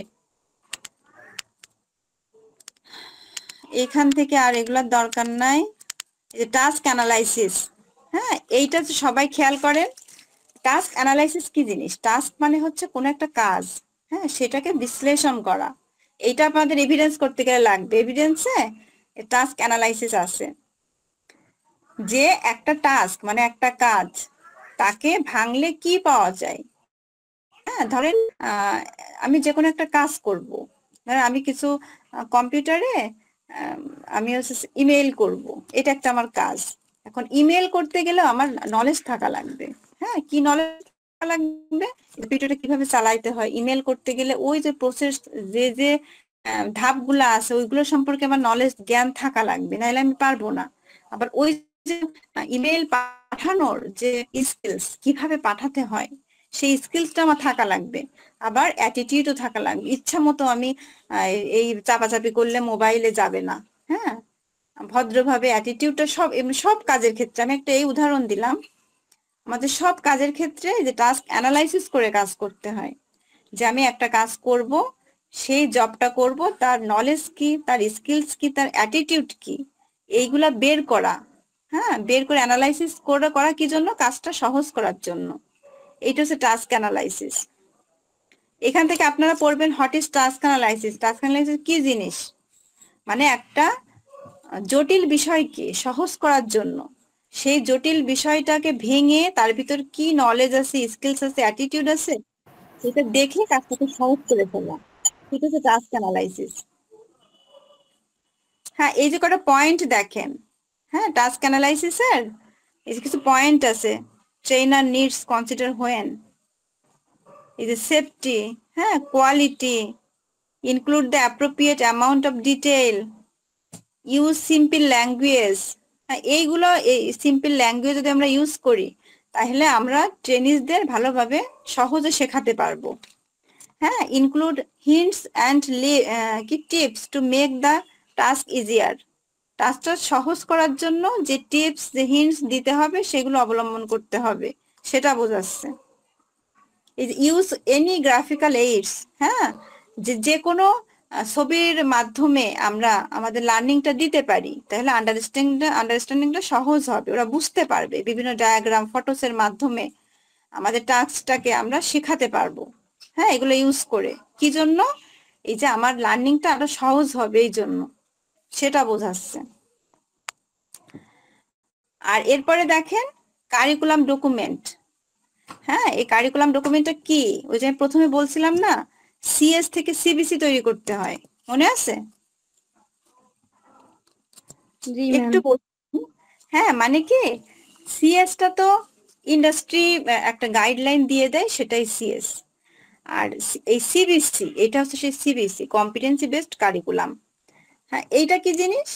এখন ওই যে ট্রেনাররা যে কে পড়াবে ওইটা যে শেখাতে হবে, এখন কে শেখাবে, হ্যাঁ কাদের শেখাবে, তাদের যোগ্যতা কি থাকা লাগবে, ট্রেনারদের কোয়ালিফিকেশন কি থাকা লাগবে, হ্যাঁ কোন ওয়েতে পড়াবে, সে অ্যাসেসমেন্ট নিবে, তার মেথড কি হবে, এই সব কিছু একটা ডকুমেন্ট বানায় ট্রেনাররা। সেটা হচ্ছে কম্পিটেন্সি বেসড কারিকুলাম এবং সেটা ইন্ডাস্ট্রি স্কিল কাউন্সিল দ্বারা ইন্ডোর্স করা হয়, হ্যাঁ স্বীকৃতি দেওয়া হয়। সেটা এখানে বলছে, তাদের আবার দেখাতে হয়, দেখেন আমরা এটা করেছি, এটা আমাদের ঠিক আছে নাকি।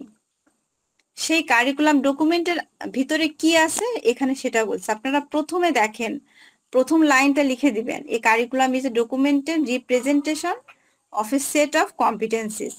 এইটা লিখবেন এই লাইনটা।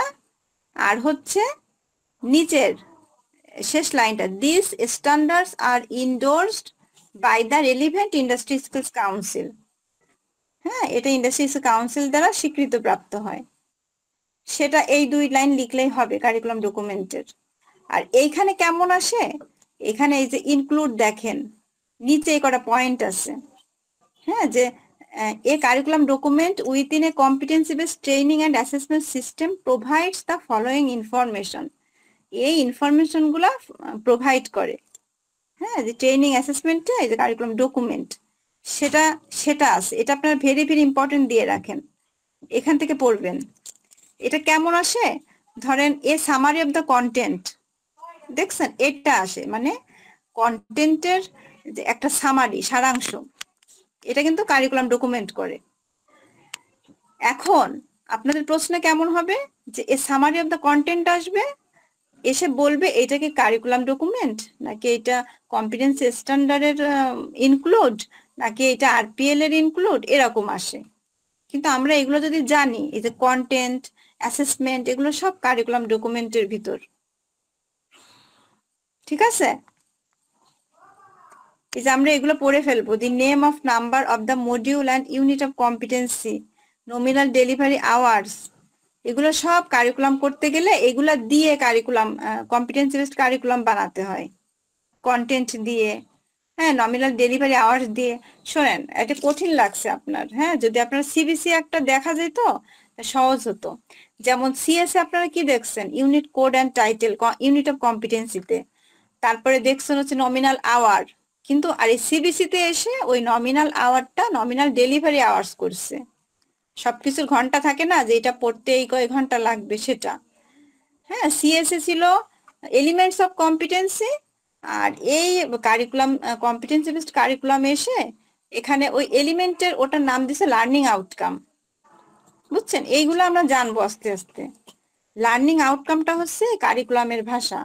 সিবিসি তৈরি করতে গেলে ওই এলিমেন্টস অফ কম্পিটেন্সি যা লার্নিং আউটকামও ঠিক একই জিনিস, শুধু চেঞ্জ হয়েছে নামটা, কারণ ইন্ডাস্ট্রি পার্সনরা ওইটা করছে, এটা ট্রেনাররা করছে, একটু চেঞ্জ তো হবে। হ্যাঁ, তারপরে ওইখানে আছে রেঞ্জ অফ ভেরিয়েবল, এখানে আছে কন্ডিশন, ওরকম কথা আছে। এইটা আপনাদের আর একদিন দিয়ে দিব আমি, হ্যাঁ, সমস্যা হবে না। বুঝতেছেন? একটু কথা বলেন, না কঠিন লাগছে? বোঝা যাচ্ছে ম্যাডাম। এটা আমরা আরো বুঝবো, সমস্যা নেই। শুধু এই পয়েন্ট গুলো আপনারা মাথায় রাখবেন যে কারিকুলাম ডকুমেন্টের ভিতর এটা। হ্যাঁ, তারপরে আছে এই যে how does a curriculum document differ from industry competency standard. Industry competency standard থেকে এই যে কারিকুলাম ডকুমেন্ট ডিফার করে কিভাবে, এই যে বেসিক্যালি আছে না, বেসিক্যালির এইখান থেকে পড়বেন, ইন্ডাস্ট্রি কম্পিটেন্সি স্ট্যান্ডার্ড এস্টাবলিশ, এইটা আর কারিকুলাম ইন্টারপ্রেটস, এইটুকু লিখে দিলেই হবে, শেষের এইটুকানি। বেসিক্যালি থেকে ইনস্টিটিউশন, বেসিক্যালিটুকু বাদ দিয়ে লিখতে হবে। আচ্ছা, তারপরে দেখেন এইটা very very then, what is the relationship between learning outcome and elements. হ্যাঁ, এই দেখেন এখানে আছে লার্নিং আউটকাম আসছে কারিকুলাম টার্ম থেকে। হ্যাঁ, learning outcome is a curriculum term. আর এলিমেন্ট অফ কম্পিটেন্সি কিসের টার্ম বলেন? Elements of competency standard. এই যে এমন আমি বুঝাই দিব যে ইন্ডাস্ট্রি স্ট্যান্ডার্ডের টার্ম হচ্ছে এই যে এলিমেন্ট অফ কম্পিটেন্সি, হ্যাঁ, পারফরমেন্স ক্রাইটেরিয়া, আর ইসের কারিকুলাম ডকুমেন্টের টার্ম হচ্ছে লার্নিং আউটকাম, তারপর অ্যাসেসমেন্ট ক্রাইটেরিয়া। ঠিক আছে, যে পারফরমেন্স ক্রাইটেরিয়া আমরা পড়ে আসছি, আর আরেকটা পড়ছি অ্যাসেসমেন্ট ক্রাইটেরিয়া। অ্যাসেসমেন্ট ক্রাইটেরিয়া হচ্ছে কারিকুলাম টার্ম, একই জিনিস। আমাদের এই যে অ্যাসেসমেন্টে বসতে গেলে সব পারফরমেন্স করে যাইতে হয়, শিখে যাইতে হয়, তাই না? আর অ্যাসেসমেন্টে যে কি করতে হয়, শুধুমাত্র যেগুলা পারফরমেন্স আসে ওইগুলো আমাদের অ্যাসেসমেন্ট ক্রাইটেরিয়া। হ্যাঁ, ওইগুলা হচ্ছে আমাদের অ্যাসেসমেন্ট ক্রাইটেরিয়া। পারফরমেন্স ক্রাইটেরিয়া হচ্ছে সব পড়তে হয়, আর অ্যাসেসমেন্টে যেগুলো আসে পারফর্ম করতে হয় ওইগুলা হচ্ছে অ্যাসেসমেন্ট ক্রাইটেরিয়া।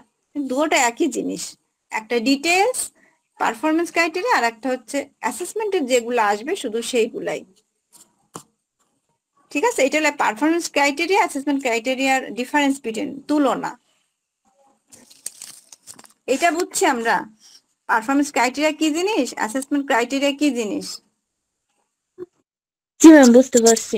হ্যাঁ, বলেন তো কি বুঝতে পারছেন, বলেন। ম্যাম, পারফরমেন্স ক্রাইটেরিয়া হচ্ছে, অ্যাসেসমেন্ট ক্রাইটেরিয়া হচ্ছে আমাদের অ্যাসেসমেন্টের জন্য যে মানে ক্রাইটেরিয়া গুলো মেনটেন করে আমরা অ্যাসেসমেন্টটা পারফর্ম করি। আর পারফরমেন্স ক্রাইটেরিয়া বলতে আমাদের জবের ক্ষেত্রে স্পেসিফিকেশনের মধ্যে যে জিনিসগুলো থাকে।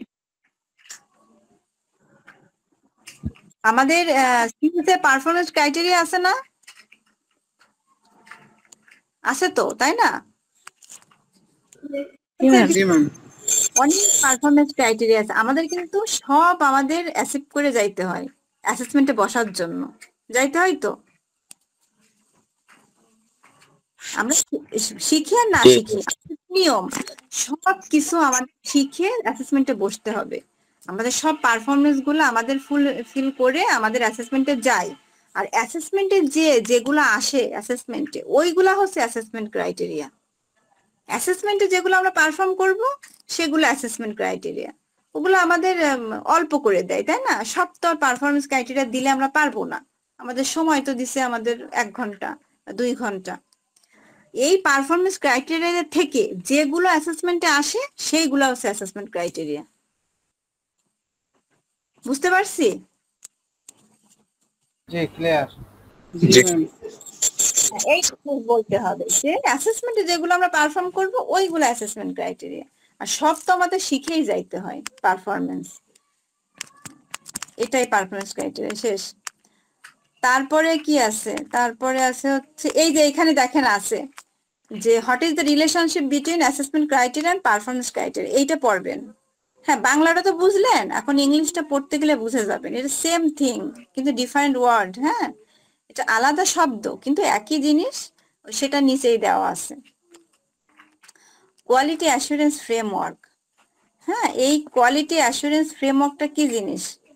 যে আমার কোয়ালিটি ছাড়া কিছুই নাই। হ্যাঁ, কোয়ালিটি সবকিছুতে গুণগত মানটা থাকা লাগবে। সেটা এনশিওর করার জন্য ফ্রেমওয়ার্কের মধ্যে কোনগুলা লাগবে, হ্যাঁ সেইগুলো আছে এখানে। কোয়ালিটি অ্যাসুরেন্স ফ্রেমওয়ার্ক, এই দেখেন কতগুলো পয়েন্ট দিয়ে আছে এখানে। Assuring clients and organisation that use credential assessment, যে আমরা একটা অ্যাসেসমেন্ট নিব অ্যাসেসর হয়ে, সেটা অবশ্যই স্বীকৃতি প্রাপ্ত হতে হবে। যে আরটিও প্রতিষ্ঠানে এসটিপিতে আমরা অ্যাসেসমেন্ট নিতে যাব সেই প্রতিষ্ঠানটাও রেজিস্ট্রেড হতে হবে। এই যে কতগুলো জিনিস, এগুলাই কোয়ালিটি মেনটেন করার জন্য সব এনশিওর করে আমরা অ্যাসেসমেন্টে যাব, ট্রেনার হয়ে ট্রেনিং সেশন নিতে যাব, সেগুলা বলছে। ensuring fair and equitable treatment of all clients or trainees who use their services, এগুলো আমরা পড়লে তো বুঝি, তাই না? এই কয়টা পয়েন্ট আমরা কোয়ালিটি, কোথায় চলে গেল, এগুলো কয়টা পয়েন্ট আমরা একটু মুখস্থ করব। আচ্ছা, আমাদের আর কয় মিনিট আছে?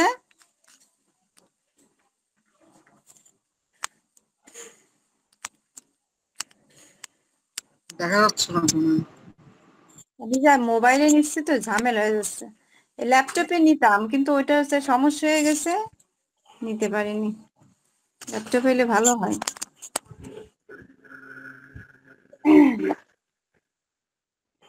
আচ্ছা, এরপরে আরটিও, হ্যাঁ এইটা বাদ দিতে হবে, এখানে এসটিপি দিতে হবে। আরটিও বিটা ছিল। এসটিপির ফুল ফর্ম কি বলেন তো? Skills training provider. Skills training provider. Skills, তাই না? স্কিলস ট্রেনিং প্রোভাইডার মানে এই যে প্রশিক্ষণে প্রোভাইড করে যে স্কিল গুলো কারা, তারা এসটিপি। এর শুধু বেনিফিট গুলা পড়েন। হ্যাঁ, এই benefits of training, employ performance, return on investment, এইগুলা পড়েন। এর আগে কিছু আছে না? তারপরে দেখেন অ্যাপ্রেন্টিসশিপ। হ্যাঁ, এইটা কি জিনিস আমরা কেউ জানি? এটা হচ্ছে ম্যাডাম, ধরেন আমি একটা কাজ করতেছি, এই কাজে দেখা যাচ্ছে আমার বন্ধু হয়তো পাশ থেকে একটু হেল্প করতেছে, যাতে করে আমার কাজটা একটু সহজ হয়ে যায়। আর কেউ আমরা একটা কাজ শিখেছি, সেই কাজটা আমরা দেখা যাচ্ছে যে কোনো একটা কাজ শিখেছি, সেটা পাশাপাশি প্র্যাকটিস করছি, প্লাস মানে কাজটাকে ইন্টার্নি করা, যেটাকে বলে শিক্ষানবিশ।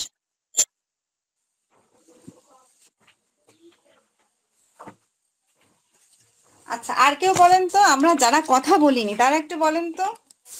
অনেকেই একটু কথা বলছি না, কে এই পর্যন্ত কথা বলেনি সে বলেন, যা জানেন তাই বলেন। ম্যাডাম একদম দক্ষ ব্যক্তির সাথে থেকে মানে কাজ শেখা, মানে আমি একটা ট্রেনিং সেশন থেকে প্রশিক্ষণ নিচ্ছি, হ্যাঁ 3 মাস 6 মাসের কোর্স করে ট্রেনিংটা শেষ করেছি, আমি ওই কাজটা পারি। এখন আমি কি করছি, ওই প্রশিক্ষণ সেন্টারে, ওই ট্রেনিং সেন্টারে আমার নিবেশী হিসাবে আমাকে নিছে। কেমন, আমি আরো কাজ শিখতেছি, আবার হচ্ছে আবার কাজও করতেছি। হ্যাঁ, মানে একই সময়ে দক্ষতা অর্জন করা হয়, পাশাপাশি উপার্জন করাও যায়। হ্যাঁ, মানে চুপ ম্যাডাম একে বলে জব ইন্টার্নি। এই যে অ্যাপ্রেন্টিসশিপ, জব ইন্টার্নি অনেকটা একই রকম। হ্যাঁ, শিক্ষানবিশি যাকে বলে, শিক্ষানবিশকাল, মানে আমি একটা জিনিস শিখেছি, সেটা আমি নতুন নতুন কারিগর আমি। হ্যাঁ, সেটা আমাকে একটা ইন্ডাস্ট্রি আমাকে অফার করলো যে হ্যাঁ মানে আপনি আসেন, আপনি এখানে কাজ করেন, পাশাপাশি শেখেন, সবাইকে যেমন স্যালারি দেওয়া হয় আপনার তার থেকে একটু কম দেওয়া হবে।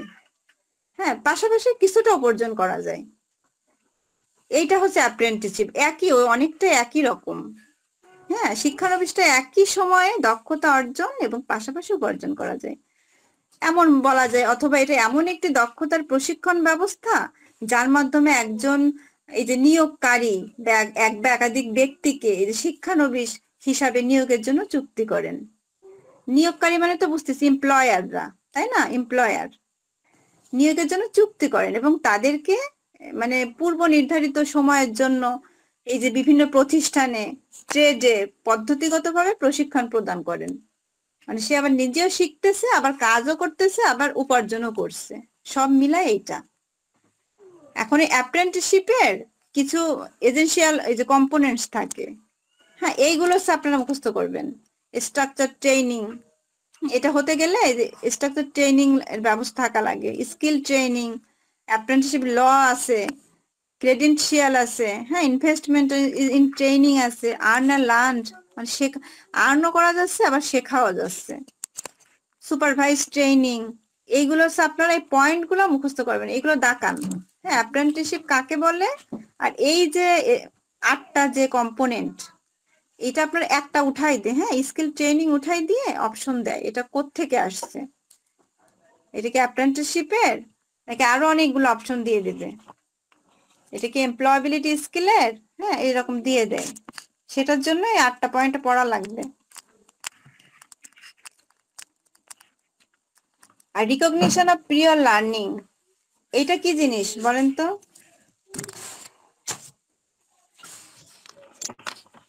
আমার কাজ জানা আছে কিন্তু আমার সার্টিফিকেট নেই, সেজন্য আমি পরীক্ষার মাধ্যমে আমি সার্টিফিকেট অর্জন করতে যাচ্ছি। হ্যাঁ, পূর্ব অভিজ্ঞতার স্বীকৃতি এক কথায় যেটা বলেন। হ্যাঁ এই তো সবাই জানেন, আমরা জানি কম বেশি সবাই, তাই না? মানে আমি কাজ জানি কিন্তু আমার সার্টিফিকেটটা নাই, এখন সেই সার্টিফিকেটটা দরকার কোনো জবের জন্য, সে স্বীকৃতিটা আমি পেলাম আরপিএল অ্যাসেসমেন্টের মাধ্যমে। সেটা অনেকে আছে এমন, হ্যাঁ ওয়ার্ক প্লেসে কোনো একটা ভালো পজিশনে যেতে পারে না এই সার্টিফিকেটের অভাবে, সেক্ষেত্রে কি করে ওই সনদের জন্য সার্টিফিকেটের জন্য এসে উপরের পজিশনে যাওয়ার জন্য, ভালো কোথাও জব করার জন্য আরপিএল এর মাধ্যমে অ্যাসেসমেন্ট দেয়। এরকম অনেক দক্ষ জনশক্তি রয়েছে আমাদের, শুধুমাত্র সনদপত্রের অভাবে এই যে স্বীকৃতি পায় না, ভালো জায়গায় যেতে পারে না, তাদের জন্য এই ব্যবস্থাটা করেছে এই যে আরপিএল এর ব্যবস্থা। এই যে আরপিএল এর বেনিফিটস, এইটা সবাই পড়বেন, এটা ভেরি ভেরি ইম্পর্টেন্ট দেন। এটা হচ্ছে ওর উপকারিতা কি, হ্যাঁ সুবিধা কি, এই যে student can finish their course earlier, মানে এই যে দীর্ঘদিন 3 মাস 4 মাসের কোর্স করা লাগে না, মাত্র 3 দিনের 7 দিনের একটু শিখে অ্যাসেসমেন্টে বসা যায়। Study loads and cost are reduced, তাই না, স্টাডির লোডটা কস্টও কম, সেটা বলছে। এখান থেকে তিনটা পড়লেই এনাফ। আরপিএল এভিডেন্স কোনগুলা, এই যে হ্যাঁ কিছু এভিডেন্স দেওয়া লাগে যে আপনি পূর্ব অভিজ্ঞতা আছে তো কিছু দেখালেন, যে ইন্টারভিউ, প্রফেশনাল কনভারসেশন, হ্যাঁ তারপরে যে ট্রেড টেস্ট, সহজ গুলা কয়টা পড়বেন আরপিএল এভিডেন্স।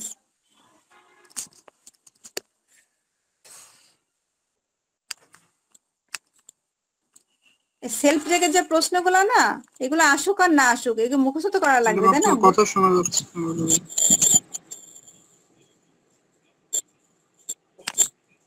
এখন আবার শোনা যায় না, বেঁধে বেঁধে আসতেছে ম্যাডাম। আচ্ছা, আমাদের আর বেশি নাই, আর যেটুকু আছে না আমরা আগামীকাল করব, ঠিক আছে? জি ম্যাডাম। হ্যাঁ, আমরা আগামীকাল যাব, এর যেটুকু বেশি নাই, আর আমরা একদিনে সবতে মাথা খারাপ হয়ে যাবে, দরকার নাই, আমরা বাকিটুকু আগামীকাল। হ্যাঁ, কিন্তু আপনাদের আজকের পড়া আজকে যেগুলো টপিকস নিয়ে আলোচনা করা হয়েছে সব হচ্ছে খাতায় লিখবেন। এগুলোর উপর কালকে আমি প্রথমে এসে একটা সেশন নিব, মানে একটু ধরাধরি করব কে কেমন পড়ছেন, তারপরে আমরা নতুন টপিকস নিয়ে আলোচনা করব, ঠিক আছে? জি ম্যাডাম। হ্যাঁ, এখন এই যে সবাই যারা আছেন, এই যে প্রীতম স্যার, আপনি হচ্ছে কথা বলছেন, এই যে শহীদুল স্যার, মেহেদি স্যার, এই যে হাসান স্যার, হ্যাঁ যারা আছেন, আফিয়া ম্যাম, হ্যাঁ ফেরদৌসি, ভালো আছো তুমি? জি ম্যাম, ভালো আছি, আপনি ভালো আছেন? হ্যাঁ ভালো আছি। আপু বলবা, আপুই বলতা না, আপুই বলবা, ঠিক আছে? না না, সমস্যা নেই।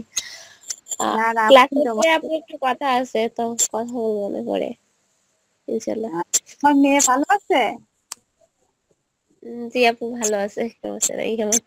আজকে আমিনুর স্যার, আপনার বাচ্চার সমস্যা হয়েছিল অনেক, এখন তো মোটামুটি ভালো, তাই না? জি ম্যাডাম, আলহামদুলিল্লাহ ভালো আছে, বাসায় নিয়ে আসছি, ডাক্তার দেখাইছি, পরে আল্লাহর রহমতে এখন সুস্থ আছে ম্যাডাম। ওই গতদিন টিকা দিয়েছি তো একটু জ্বর আছে বাচ্চার গায়ে, এছাড়া আল্লাহর রহমতে ঠিক আছে ম্যাডাম। যাক আলহামদুলিল্লাহ। আপনার ছেলে না না মেয়ে? প্রথমটা মেয়ে, 6 বছর পরে ছেলে। যাক, ভালো, হ্যাপি ফ্যামিলি। জি ম্যাডাম। হ্যাঁ বলেন রিনা ম্যাম।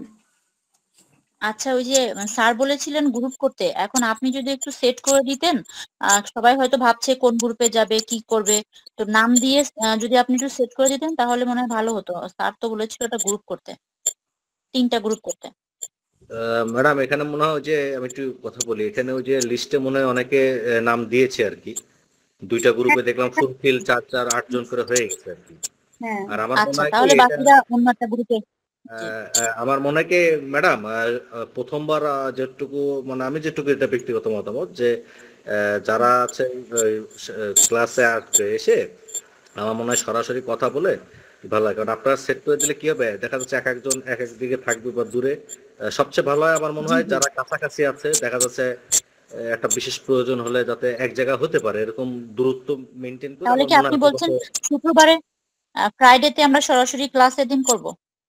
আমার মনে হয় ওই দিন ফাইনাল করলে ভালো হয়। এমনি যে যে গ্রুপে যাবে কিন্তু জায়গায় গেলে ডিসকাস করে তো কথা বলা যায়। মনে করেন গ্রুপের কাজটাই না যে গ্রুপ করে আমরা বসে থাকলাম, বাট দেখা যাচ্ছে অনেকে আছে যে আপনার স্যার যেটা বললো যে ওই ইনস্টিটিউটে গিয়ে প্র্যাকটিস করা, অনেকে আছে দূরে থাকে, যেমন মেয়েদের বেলায় দেখা যাচ্ছে রাত হলে অসুবিধা হয়। হ্যাঁ, দেখা যাচ্ছে তারা যদি কাছাকাছি কোনো একটা প্ল্যাটফর্মে থাকে, সেই গ্রুপটা যদি এক জায়গা হয় তাহলে একটা ভালো হয়। যেমন একই প্রতিষ্ঠানে দেখা যাচ্ছে আপনাদের মধ্যে দেখা যাচ্ছে অনেকে হয়তো জব করে, 2-3 জন আছে একই প্রতিষ্ঠানে, তাদের দেখা যাচ্ছে তারা যদি একই গ্রুপ হয় তাহলে দেখা যাচ্ছে তাদের ওই গ্রুপটা কাজ করতে সুবিধা হবে। আমি এটাই বলতে চাচ্ছিলাম। আচ্ছা ঠিক আছে, শুক্রবারে এসে ফিজিক্যালি সবাই সেট করে ফেলবেন, ঠিক আছে? ওটা ফাইনাল করলে ভালো হয়। এমনি যে যার মতো বলুক কে কোন গ্রুপে থাকবে কার সাথে থাকবে, কিন্তু ফাইনালটা আমার মনে হয় সরাসরি করলে বেটার হয় আর কি। আচ্ছা ঠিক আছে, শুক্রবারেই করেন তাইলে। হ্যাঁ, আর দেখি কালকে স্যার আসুক কি বলে, শুক্রবারেই। হ্যাঁ, আর দেখি স্যার স্পেশাল কিছু বলে কিনা। ঠিক আছে। আচ্ছা, আর হচ্ছে এই যে আজকে সবাই আমরা অনেকে একসঙ্গে ছিলাম এতক্ষণ, হ্যাঁ ক্লাসটা আরো কেমন হইলে ভালো হতো, হ্যাঁ একটু ফিডব্যাক দেন সবাই। কে দিবেন? যে কথা বলেননি সে দেন, বা দেন, যে দিবেন দেন। ক্লাসটা আরো কেমন হইলে ভালো হতো? আর এই এরকম ক্লাসে আপনাদেরকে বুঝতে সমস্যা হচ্ছে, কারণ আমার তো জানা লাগবে না, আপনাদের মতো করেই বুঝাইতে হবে আমার। আমিনুল স্যার আছেন, স্যার আপনি একটু বললে ভালো হয়।